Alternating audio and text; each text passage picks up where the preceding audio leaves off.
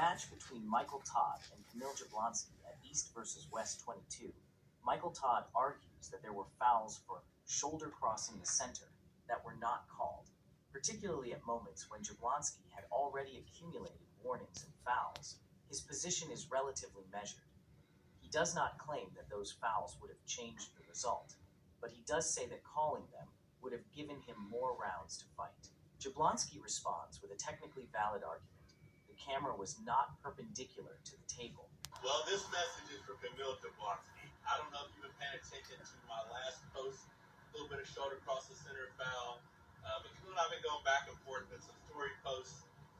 His last one was, how about we run this back? I said, let's run it back. He said, when? I said, June 13th, Arkansas. He's like, okay, you win. You get my purse. I win. I get your purse. So what we're going to do is accept those terms, Kamil. Let's do it, baby. Little Rock, Arkansas. You got 3. I got 3. Let's find out. East versus West 22. Kamil Jablonski, Michael Todd, Poland, USA. Right? My thoughts on how that went down in the aftermath and what's going on, and all the people whining about Michael Todd, just calling out some facts. That's the way it is. When you get done arm wrestling somebody, you win or lose, you take it. You take the loss, whatever. You're a sportsman, yada yada yada. But being human and being honest, that's, you will say, yeah, he won. He won fair and square. He was a better man that day, yada yada yada. But if something's bugging you that bad, you want to point it out. Well, he did. He pointed it out, and he pointed out, who did he point it out to? Everyone, right? If you feel like you were wronged, then why not stick up for it? Now, where I feel Michael went wrong wasn't in saying anything about how the match went down. I think Michael made a mistake. And I'm not saying, he underestimated Kamil or anything like that. Kamil was better that day than Michael, and I think round 1, Michael screwed up. Now, I don't know if anybody knows this, but round 1 was 14 minutes long. Okay, 14 minutes in total for round 1.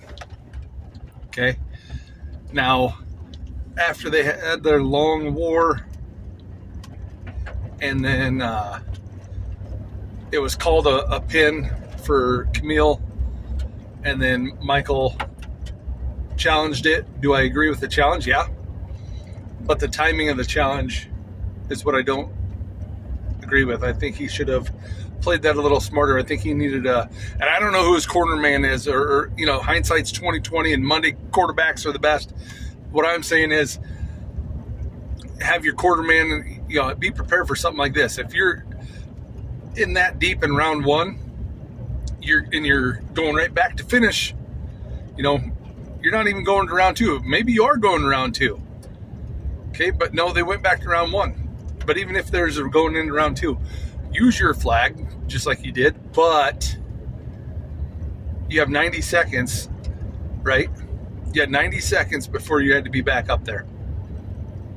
But you can't issue a challenge if you leave the table. Stay up there, and right before the 90 seconds is up, then issue your challenge, okay?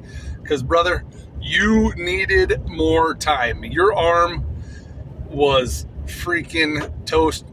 It was, and then you went right, so give yourself that minute and a half, then issue your challenge, have them go over there, do your debates, this and that, and, give yourself a little more time. I don't think Kamil needed that much time, obviously, because he was in basically a bone lock position, whatever you want to call it. And Michael was stretched out there. Dude, that was so long in that position. And I know from experience, because